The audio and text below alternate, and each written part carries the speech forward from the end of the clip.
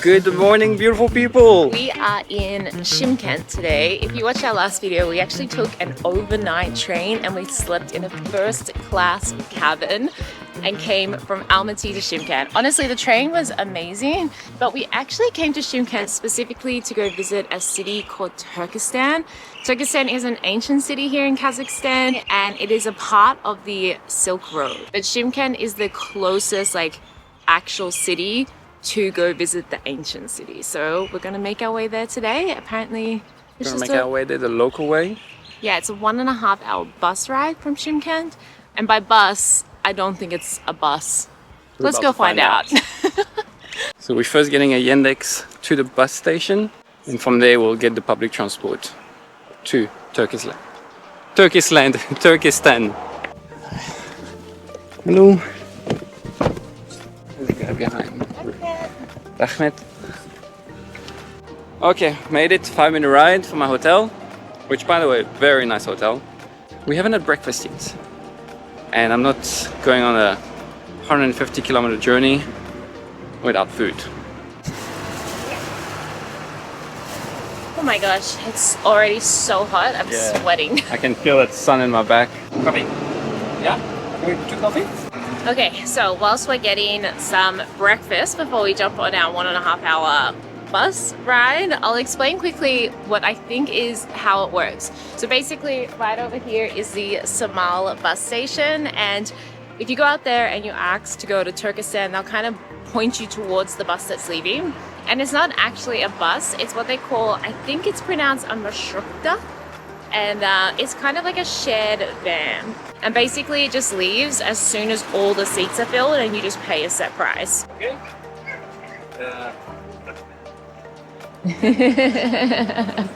Alright, so we're looking for Turkistan. Oh, Max is gonna go ask this guy? This one? Yeah, Okay. Turkistan. Ahmed. Turkistan? Turkistan. This one. Okay. Yeah? Okay. So. Вообще буш. Oh, no, we wait. Alright, so it's 1,700 tenge per person, and these are the minivans, which hold about 10 people, I guess, so we have to wait for 10 people to come. I did read online that they fill up pretty quick, but I don't know how quick. So I guess this actually says Turkistan. Two in the front? Yeah. Okie dokie. Alright, whilst we wait, we'll try those little breakfast delicacies. I believe one of them is beef, according to what I believe she said. And the other two are plain. She said this. So we're assuming that means beef, but it could also mean goat. So all of this, and I bought a little lollipop for a kiddo. That was 1,000, so about just over $3. Gosh, this is so hot.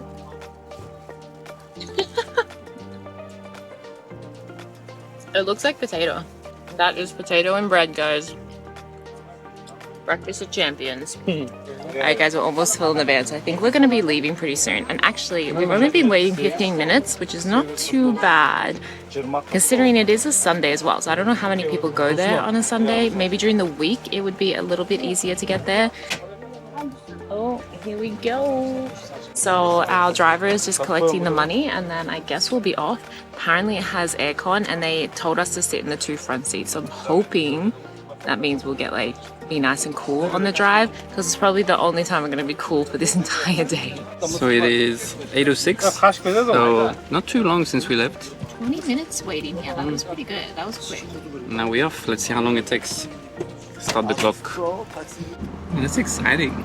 Day of adventure. Feels so good. I know.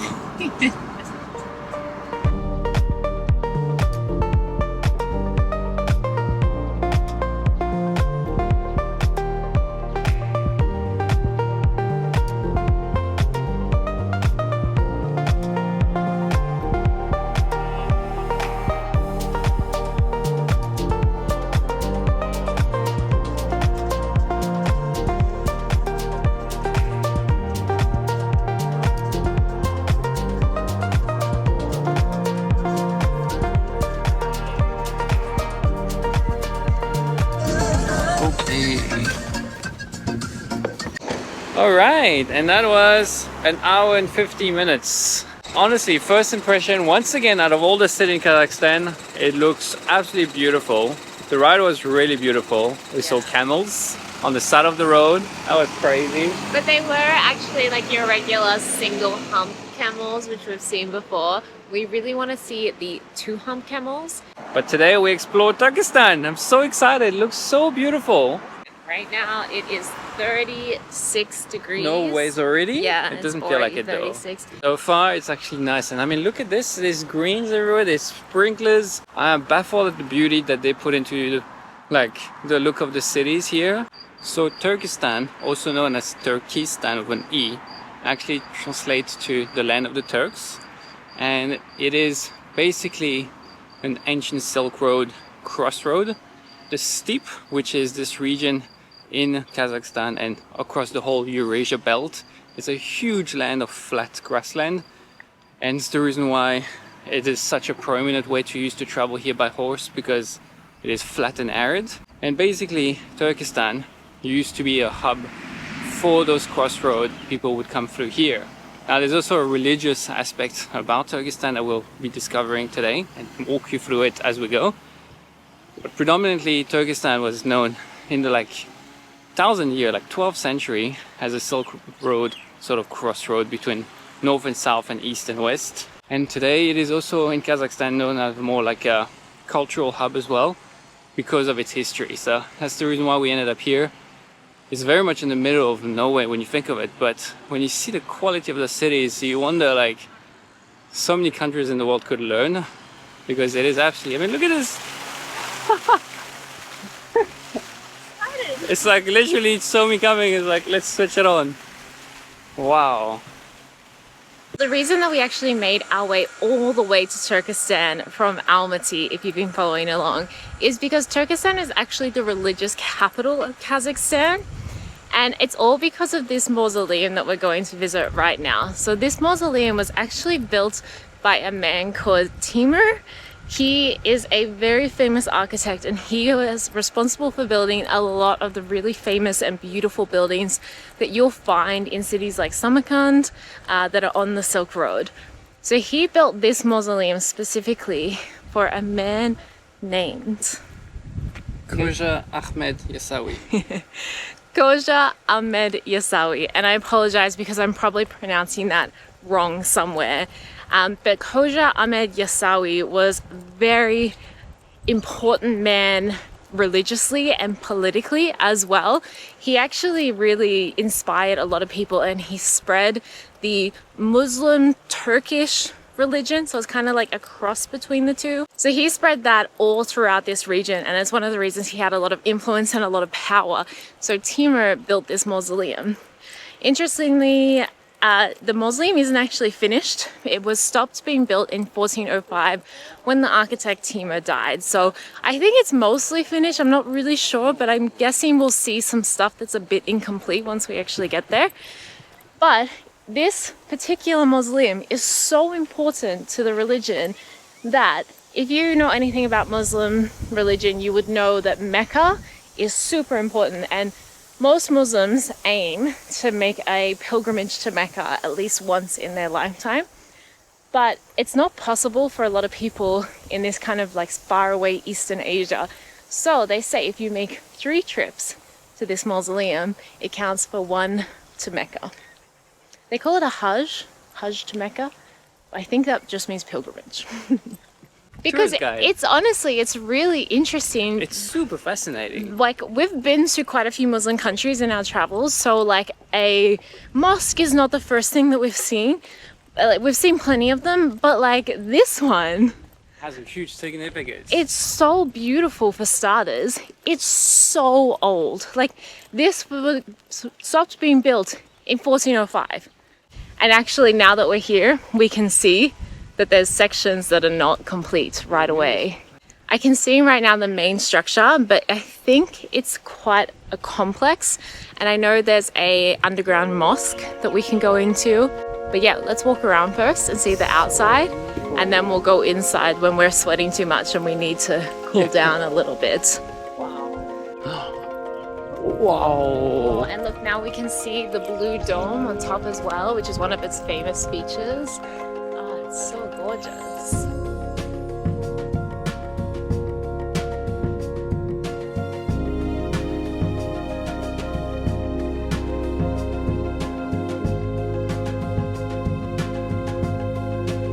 Making our way around, and I think this is the front. So the way we arrived was the back with the construction going on, unfinished site. Wow. The tile work is incredible. All the way up through the top. I don't know the top part of the mosque, I'm sorry. But the tiling, oh, it is so beautiful, guys. And I mean, once again, look at this grass in front of the mosque. Look at this beautiful place.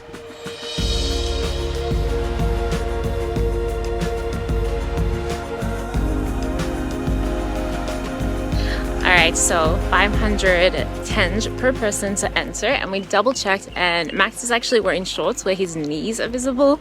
It does say on the sign that that's not okay, but we checked with the lady and she said it was fine, so I think it's gonna be okay. And I, of course, bought a sarong, as I often do, to make sure that I'm fully covered, because women don't get as many exceptions as men, unfortunately. But yeah, now we're gonna get to go inside. There's a couple of other sites you can see here, but I think this is the main one. You can also go down into an underground mosque and into one of the traditional bathhouses as well. Okay, so you can't actually go like into the mosque area. We just come to this little viewing door, and we can see that there's a lot of construction in there. So it looks like they're renovating it. It's actually quite plain on the inside, just with some beautiful blue tiles around the edge of the wall, but then the rest of the walls are really just plain white. But I think that that's like a thing in this region of the world for mosques to be really simple inside. That was interesting. Super different to other mosques I've been to, where you can go into the prayer area, I guess. But there was a little room there where people were laying down these white cloths, and they were all holding them, and they were lining up to go in there. And then they all just kind of, the ones that were already in the room kind of sat down just as we were leaving and started a prayer, I think. And the people on the outside were like waiting their turn, but they were all like gifting this white cloth for some reason. I'm not exactly sure why, but I guess it's some sort of offering. I would say the most impressive part so far of this mosque is the outside area.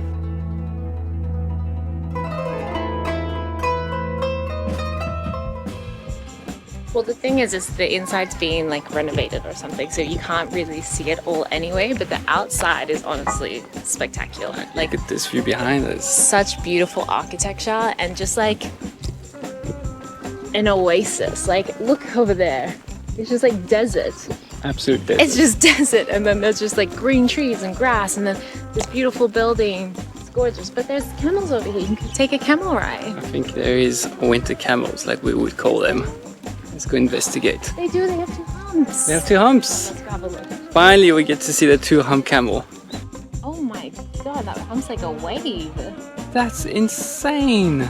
And the one in front is so tall. Whoa. New animal unlocked, guys. Why are those humps so pointy? Look how big their hooves are. Yeah, they are so much bigger than the single hump camel. What's your name? Nur Islam. Nur Islam. Max. Hello. Hello. Nice to meet you. Hello. How are you? Good. How are you? Goodbye. Ahmed. Goodbye. Bye bye. Rahmat, Rahmat. Ahmed.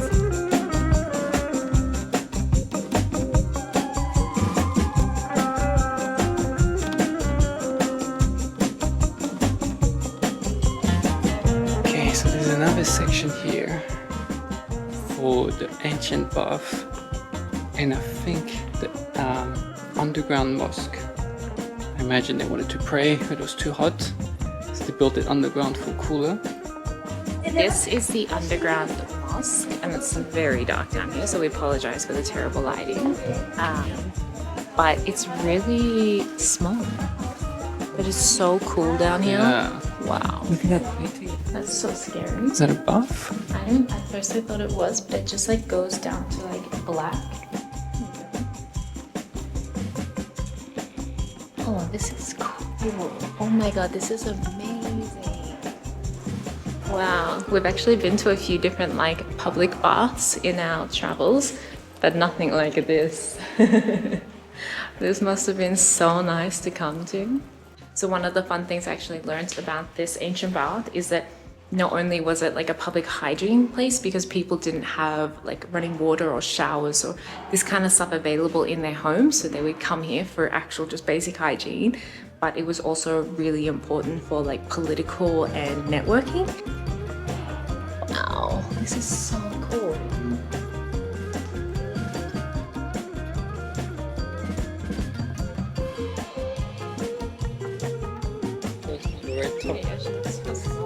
After spending a fair amount of time here, which was absolutely beautiful, they actually built an infrastructure right across from this whole section here, which has a bit of a theme to it. It's like they sort of structured the past with the present, and it's like a souk but with aircon. So we're gonna go have lunch there because it is 12 o'clock, it is super hot. So let's go see if we can find ourselves a yummy food or lunch. It's called Caravan Saray, and from what I understood online, it's a mall, but it's also like, I guess a little bit of like an entertainment center. But it's just gorgeous. There's so many fountains and beautiful structures here, and it just looks so nice. But most importantly, it's air conditioned and it has food inside. I'm blown away by how gorgeous it is here. Rarely in our travels do I like say, oh wow, we found such a hidden gem.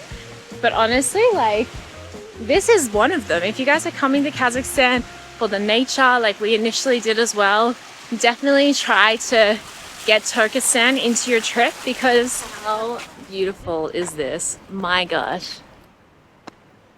Let's go find some yummy lunch. Hello.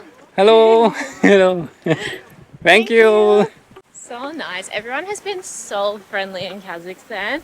I don't know why. I thought that they would have a little bit more of like the Russian hospitality, but not at all. They're so friendly, so nice. Everyone says welcome, asks where we're from, like tries to help us even though we don't speak the language. Yeah. Super nice. And it's actually like this particular portion of it, we'll keep walking through and see if it livens up a little bit, but it's very dead, which is sad because it's such like a beautiful complex, and like they built this to try and encourage more tourists to come to this area. So I'm hoping it works out for them. Yeah, because the electricity bill for the aircon must be astronomous. Yeah. This place is so massive. There's literally no one though, unfortunately.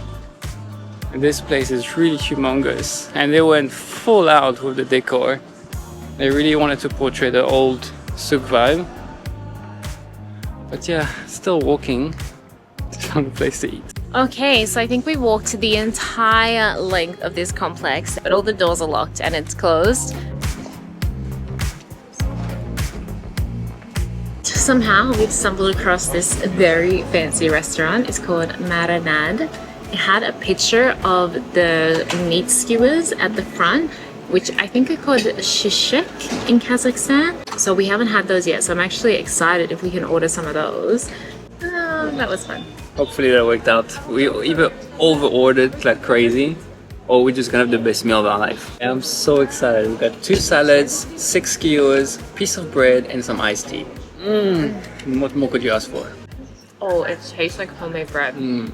Like, it doesn't just taste like homemade bakery bread. It actually tastes like bread that you would make in your home. That's amazing. Это мужской. Okay. Okay. Oh my Did we god. order that? I don't know. Is that the salad that we ordered? Oh wait, there's something else under there. Oh, there's like some beef or something.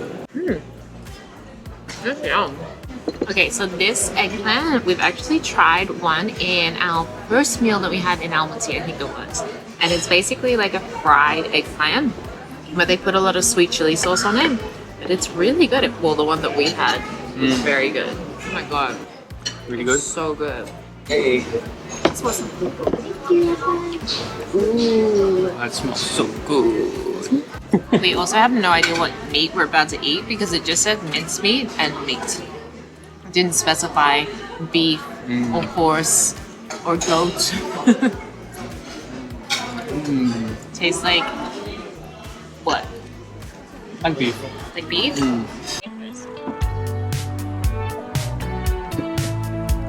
Believe it or not, our lunch was 21 Australian dollars.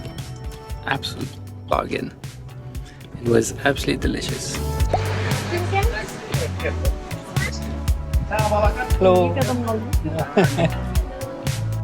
Alright, well that was a super quick turnaround. We literally got out of our Yandex at the bus station immediately in a van. Not quite as nice as the one we took here, but it's the one that's filling up because otherwise we'd have to wait for the next one, I guess. Not exactly sure. I think they just go when they fill up, but this one looks pretty nice at the front, so I'm pretty sure it'll have aircon. But when I said aircon, he just smiled at me, so who knows.